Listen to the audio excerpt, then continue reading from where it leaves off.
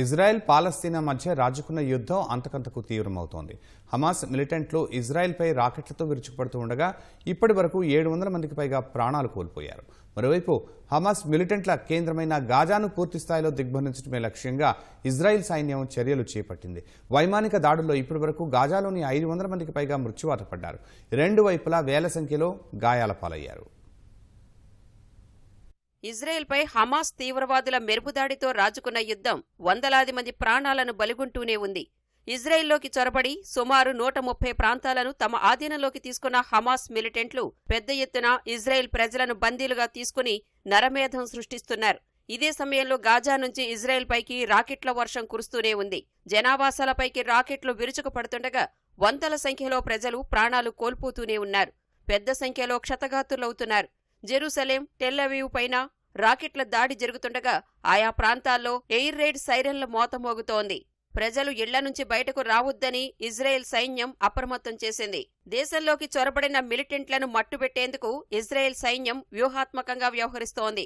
సుశిక్షితులైన సైనికులను రంగంలోకి దించగా పలు ప్రాంతాల్లో భీకర పోరు కొనసాగుతోంది. పాలస్తీనా సరిహద్దులను అన్ని వైపుల నుంచి దిగ్బంధిస్తున్న ఇజ్రాయెల్ సైన్యం విద్యుత్ నిలిపివేయడం సహా ఆహార పదార్థాలు, ఇంధన సరఫరాను అడ్డుకునే దిశగా చర్యలు చేపట్టింది. గాజాతో సరిహద్దులన్నింటిపై పూర్తిస్థాయిలో పట్టు సాధించినట్లు ఇజ్రాయెల్ సైన్యం ప్రకటించింది. ఆయా చోట్ల ప్రస్తుతం ఎలాంటి యుద్ధం జరగడం లేదని తెలిసింది.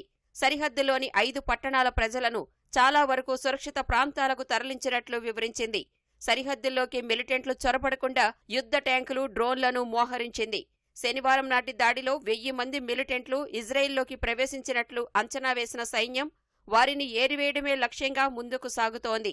ఇప్పటి వరకు 400 మందిని చంపామని, పెద్ద సంఖ్యలో బందీలుగా తీసుకున్నామని వివరించింది. ఇదే సమయంలో మిలిటెంట్లు బందీలుగా తీసుకున్న వారిని సురక్షితంగా బయటకు తెచ్చేందుకు పలు జాగ్రత్తలు తీసుకుంటున్నట్లు పేర్కొంది. 3 లక్షల మంది రిజర్వ్ బలగాలను కూడా రంగంలోకి దించినట్లు తెలిసింది.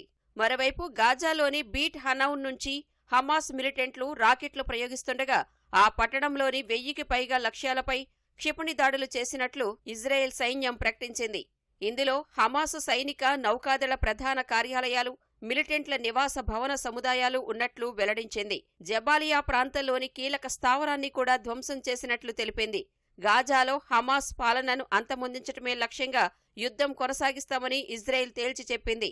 భవిష్యత్తులోనూ ఇజ్రాయెల్పై ఎలాంటి దాడులు చేయకుండా హమాస్ సైనిక సామర్థ్యాలను పూర్తి ధ్వంసం చేస్తామని ప్రతినబూనింది.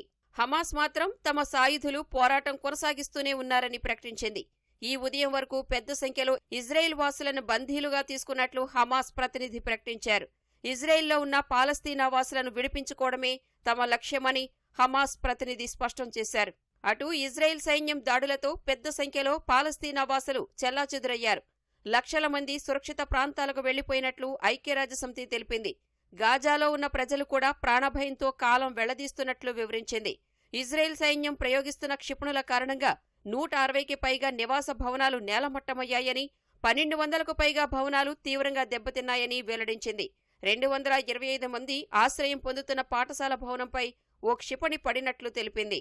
యుద్ధాన్ని ఆపాలని ఇజ్రాయెల్ పాలస్తీనాను ఈజిప్ట్ కోరింది.